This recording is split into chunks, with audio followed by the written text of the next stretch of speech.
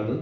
ఎందుకంటే ఇప్పుడు మనం అంగవైకల్యం ఉన్న దివ్యాంగులు అంటున్నాం, స్లో లెర్నర్స్ని చిల్డ్రన్ విత్ స్పెషల్ నీడ్స్ అంటున్నాం. అలా ఒక ప్రత్యేకమైన పేరు ఉండాలి. ఎందుకంటే ఏ మనిషికైనా జీవితంలో బాల్యం ఉంటుంది, యవనం ఉంటుంది, యవనం తర్వాత మధ్య వయస్సు ఉంటుంది, మధ్య వయసు తర్వాత వృద్ధాప్యం వస్తుంది, వృద్ధాప్యంలో మళ్ళీ చిన్నపిల్లలం అయిపోతాం, మళ్ళా మట్టిలో కలిసిపోతాం.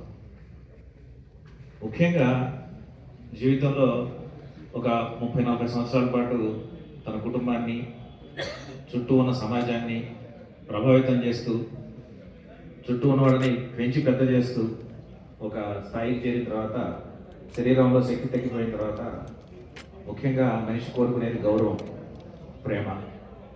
ఈ రెండూ లేనప్పుడు ఎంతో కృషించిపోయే అవకాశం ఉంది. నాకు కూడా 63 సంవత్సరాలు, నాకంటే గుళ్ళపై 5 సంవత్సరాలు చిన్నాడు. మరి ఆ దశలో ఇప్పుడు లేటెస్ట్గా ఏంటంటే 60 ఏళ్ళకి మధ్య వయసు వస్తుంది అంటున్నారు, 80 ఏళ్ళకి యవన వృద్ధాప్యం అంటున్నారు. వృద్ధాప్యం అనేది 80 తర్వాతే అంటున్నారు. కాబట్టి ఈ రోజున ఇప్పుడు ఉన్నటువంటి లేటెస్ట్ జనరేషన్, మొబైల్ జనరేషన్లో అందరూ ప్రతి ఒక్కళ్ళు కూడా ఒక మొబైల్ అవైలబుల్ ఉంటుంది, అందరితోనూ టచ్లో ఉండటం అవన్నీ చేస్తున్నారు.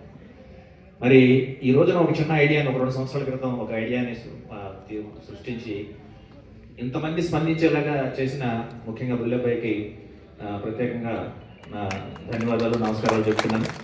అలాగే ఇక్కడ ఈ ముఖ్యంగా ఇది రూపొందడానికి ముఖ్యంగా భూమిని అందించినటువంటి కొండ్రెడ్డి వారికి, వెంకట సుబ్బారావు గారు దంపతులకు, వారికి లీలావతి గారికి ప్రత్యేకంగా నా నమస్సులు తెలియజేస్తున్నాను. అలాగే వీర్రాజు గారు, నేను వారిని ఇంతమంది కూడా ఒకసారి వచ్చిన వరలక్ష్మి గారు ఇక్కడికి వచ్చినప్పుడు కూడా కలిశాను వారిని. వారి భూరి విరాళం కూడా ఒక చోదకంగా పనిచేసింది. తర్వాత మా పుస్మా స్కూల్స్, నాకు ఇక్కడికి రాగానే నాకు మంచి అనుభూతి కలిగింది ఏంటంటే ఆ గ్రానైట్ రాళ్ళన్నీ మేము గుంటూరు జిల్లా నుంచి పంపించాం, ఆ నల్లటి అన్ని. సో మేము ఎప్పుడు వచ్చినా కానీ అది మాకు గుర్తుంటుంది. అది ఒక 5-6 మిత్రులను కలిసి ఒక లారీని పంపించాం. మరి మా తాతగారు వెంకట సుబ్బయ్య చౌదరి గారు 1949లో మా పాఠశాల స్థాపించారు. కొండ్రెడ్డి వాళ్ళు కూడా చదివారండి, ఈ జిల్లా నుంచి కూడా చాలా మంది చదివారు మా దగ్గర. మరి మా తాతగారి పేరు మీద, అలాగే మా నాన్నగారు మత్స్యరావు గారు, వారిద్దరి పేరు మీద మరి గదులు ఉన్నాయో లేదో తెలియదు నాకు, ఒక 5 లక్షలు నేను కంట్రిబ్యూట్ చేయడానికి సిద్ధంగా ఉన్నాను. అలాగే మీరు ఒక 2 పిల్లల్ని నాకు అప్పచెప్తే, నాది రెసిడెన్షియల్ స్కూలు, 76 విద్యా సంవత్సరంలో ఉంది, సిబిఎస్ఈ స్కూలు. ఒక 2 పిల్లల్ని అప్పచెప్తే వాళ్ళకి చదువు మీరు ఏ స్థాయిలో అప్పచెప్తే ఇంటర్మీడియట్ వరకు చదివించడానికి నాకు ఎటువంటి అభ్యంతరం లేదని తెలియజేస్తున్నాను. ఈ రోజున మిత్రులు రమణారెడ్డి, గంగయ్య గారు కడప నుంచి వచ్చారు, మన ఈ జిల్లాల నుంచి మన అందరూ వచ్చారు. అనంతపురం నుంచి నాగపేరయ్య గారు, సంజీవ్ రెడ్డి గారు, వీళ్ళు కూడా అంతా చాలా పెద్ద మనసున్న మంచి స్కూల్ నాయకులు. సో వీరందరూ కూడా, వీరి నుంచి కూడా మంచి కంట్రిబ్యూషన్స్ భవిష్యత్తులో తప్పకుండా వస్తాయి.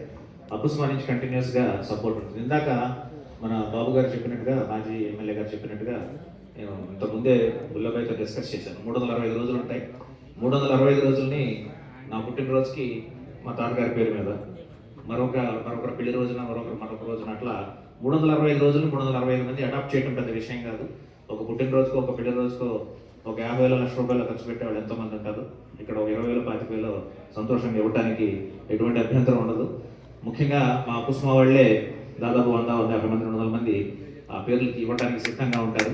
ఆ విధంగా చేసి, ప్లస్ రెండోది కార్పస్ ఫండ్ కొంత క్రియేట్ చేసి దాని మీద వచ్చే వడ్డీని కూడా కంటిన్యూస్గా ఇక్కడ డెవలప్మెంట్స్, ఫర్దర్గా ఉండే రిపేర్స్, ఇంకోటి చేయడానికి కూడా ఒక కార్పస్ ఫండ్ కూడా ఉండేట్టుగా చేస్తే బాగుంటుందన్న ఉద్దేశం. ఇటువంటి కార్యక్రమానికి, ఉదాత్తమైనటువంటి కార్యక్రమానికి రాబోయే రోజుల్లో కంటిన్యూస్గా మేము కూడా వృద్ధులమయ్యాం కాబట్టి వీ కెన్ ఎంపథైజ్, ఇమీడియట్గా అండర్స్టాండ్ చేసుకోగలుగుతున్నాం ఈ విషయాన్ని.